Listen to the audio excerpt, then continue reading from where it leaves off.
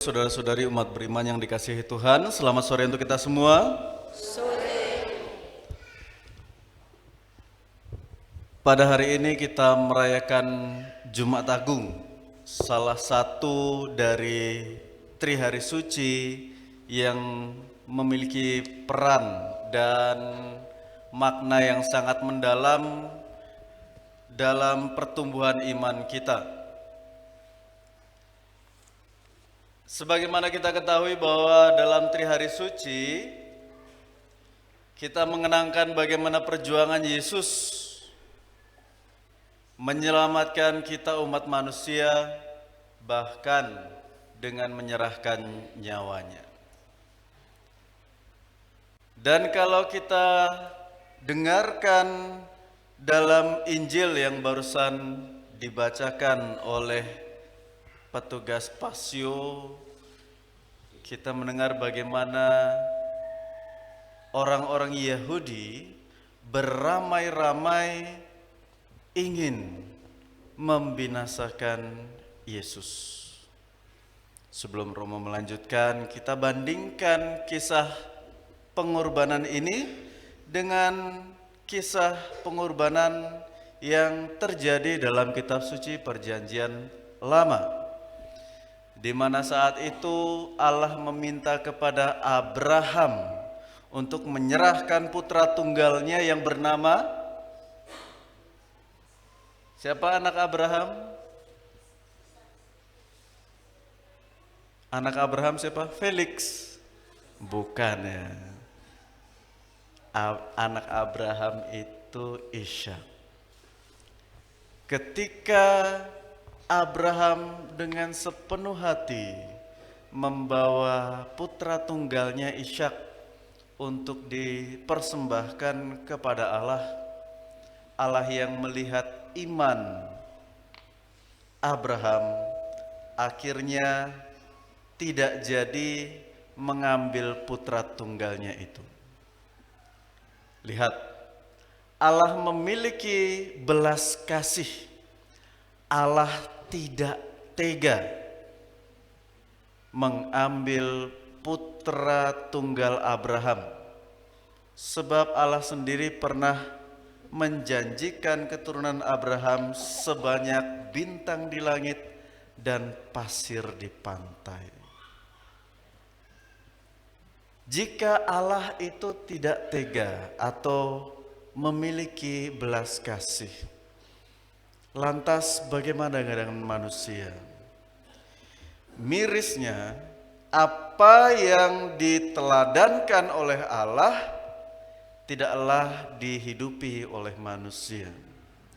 Jika Allah menaruh belas kasih kepada Ishak putra Abraham, manusia tidak menaruh belas kasih kepada sesamanya. Itulah yang terjadi dalam penghakiman Yesus. Jika kita para pendengar mendengar kisah Abraham di mana anaknya ingin dipersembahkan, pasti kita punya hati nurani memberontak. Loh, kenapa? Ini anak masih kecil, dia tidak berdosa apa-apa. Sama, Yesus pun tidak memiliki dosa apa-apa. Lantas mengapa sesama manusia tega untuk menghakiminya, tega untuk mengadilinya, tega untuk membinasakannya? Perasaan ini timbul jika manusia tidak mampu mengendalikan amarah dalam dirinya, iri hati dalam dirinya, kecemburuan dalam dirinya. Sekurang-kurangnya 3 hal inilah yang membuat seseorang terkadang lupa terhadap dirinya sehingga tak lagi memiliki belas kasih. Tidak peduli dia ini siapa, tapi karena dia sudah melukai saya, perasaan saya, maka saya hajar saja. Kita dengar dalam bacaan Injil bagaimana Yesus menderita begitu banyak. Penderitaan Yesus yang bisa kita sebut Yesus didera. Yesus menggunakan mahkota duri. Yesus dicambuk, Yesus ditusuk dengan tombak. Tetapi penderitaan Yesus tidak hanya penderitaan fisik. Lihat, Yesus dicaci, Yesus dimaki, Yesus diludahi. Penderitaan Yesus mencakup luar dan dalamnya, bukan hanya tubuhnya tapi juga perasaannya. Jangankan paku, jangankan cambuk, kita kalau pergi petik jagung lalu kena sengat apa? Bameti, kena kalajengking itu menangis 2 hari. Apalagi Yesus dengan luka deranya.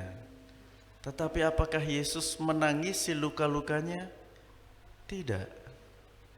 Bahkan ia menegur perempuan-perempuan kalau kita ikut dalam jalan salib yang menangisinya. Tidak perlu kau tangisi aku, tangisilah anak-anakmu. Yesus tidak pernah mengasihi dirinya, tetapi dia sangat kasihan dengan orang-orang yang ia selamatkan. Kenapa? Seolah-olah mereka yang telah mendapatkan karunia kesembuhan, keselamatan dari roh jahat, seolah-olah lupa terhadap jasa Yesus. Mereka memilih untuk bungkam. Bahkan Petrus sendiri muridnya menyangkalnya. Bukankah engkau ini salah satu muridnya? Bukan. Ini menjadi refleksi besar untuk kita. Apakah ketika kita di tengah masyarakat, kita berani untuk bersaksi bahwa ya, saya ini anak Tuhan. Saya ini anak Tuhan yang berani untuk bertindak jujur. Saya ini anak Tuhan yang berani untuk bertindak adil. Saya ini anak Tuhan yang berani memberikan kesaksian akan kebenaran. Jangan menjadi Pilatus zaman sekarang. Kenapa? Karena ketika ada orang yang menderita di hadapan matanya, apa yang Pilatus lakukan? Ia mencuci tangan. Sebuah bahasa simbolik yang mau mengatakan, saya tidak mau ikut campur. Wahai umat beriman yang dikasihi Tuhan, seandainya kita diberikan wewenang, kuasa untuk menjabat, belajar dari Pilatus, jangan melakukan kesalahan yang sama. Jangan sampai kita menutup mata terhadap orang yang membutuhkan bantuan dan mudah mengulurkan tangan bagi mereka yang menyuap kita dengan uang. Pandanglah mereka yang membutuhkan bantuan karena penderitaan, bukan mereka yang mencari keuntungan di atas penderitaan orang. Ini tanggung jawab besar bagi mereka yang diberikan wewenang, kepercayaan untuk memegang suatu kuasa. Jangan dulu pikir kuasa yang besar untuk jadi presiden, untuk menjadi bupati, lurah, camat, kades, kadus. Tetapi dalam diri kita masing-masing juga kita diberikan kepercayaan. Sebagai orang tua diberikan kepercayaan untuk menjadi suami dan istri. Sebagaimana mungkin, sejauh mana saya bisa menjalankan tugas saya untuk menciptakan keadilan dan kedamaian bagi keluarga saya. Sebagai anak-anak, sebagaimana mungkin saya bisa menjadi anak yang mau mendengarkan orang tua. Sebagaimana mungkin sebagai saudara-saudari kita bertindak adil. Belajar dari suatu hal yang kecil. Maka saya bisa mengatakan bahwa miris apa yang ditunjukkan oleh Tuhan untuk kita teladani, manusia tidak hidupi. Allah yang mengasihi, manusia justru sebaliknya menghakimi sesamanya. Dan lebih parah lagi, ini sudah menyangkut kepada anak-anak kita. Anak-anak tidak peduli lagi, mau dia itu teman, saudara, bahkan orang tua. Kadang mereka tidak punya belas kasih atau lupa diri. Ina ama mai piti. Tiara anake, weh langsung pagar hancur. Rumah berantakan semua, barang-barang dilempari sana sini. Ina ama belikan HP baru. Weh Tiara piti anake. Besok sudah tidak mau lagi sekolah lagi. Anak-anak, kalau ada yang begitu, nanti Romo ikat di pohon ketapang supaya tidur sama setan. Karena hanya anak-anak setan yang tidak tahu berterima kasih kepada orang tuanya. Anak-anak Tuhan tahu berterima kasih. Kenapa? Karena orang tua itu susah payah untuk cari uang. Lihat, hari ini pagi terik, siang tiba-tiba hujan, panas lagi, hujan lagi. Saya melihat umat saya menebar jagungnya, kemudian harus segera mengumpulkannya supaya tidak terkena hujan. Itu lihat anak-anak, orang tuamu begitu bersusah payah kerja pontang-panting cari uang, jangan mudah untuk menopangkan tangan mai piti. Tapi coba belajar, Ina ama, apa yang bisa saya bantu? Wih, itu orang tua pasti akan angkat jempol. Romo, anak saya sudah baik. Itu nanti kalian dimasakkan makanan yang paling enak sudah. Tapi kalau hari-hari kerjanya hanya mai piti, tidak tahu bantu orang tua, nanti Romo ikat di pohon ketapang ya. Saudara-saudari yang dikasihi Tuhan, Yohanes adalah saksi hidup yang menulis kisah luar biasa bagaimana penderitaan Kristus yang bagi banyak orang ditakuti karena harus disalib, palang penghinaan, hukuman bagi mereka yang melakukan kesalahan dan dosa. Bagi kita, perjuangan dan pengorbanan Kristus adalah jalan menuju keselamatan. Maka kita sebagai murid-murid Tuhan jangan pernah malu, jangan pernah takut akan jati diri kita sebagai murid-murid Kristus. Sebab apa? Sebab Kristus sendiri telah turun ke dunia menjadi manusia. Tatkala manusia berjuang berlomba-lomba untuk pengen menjadi seperti Tuhan. Karena mereka pikir menjadi Tuhan itu enak.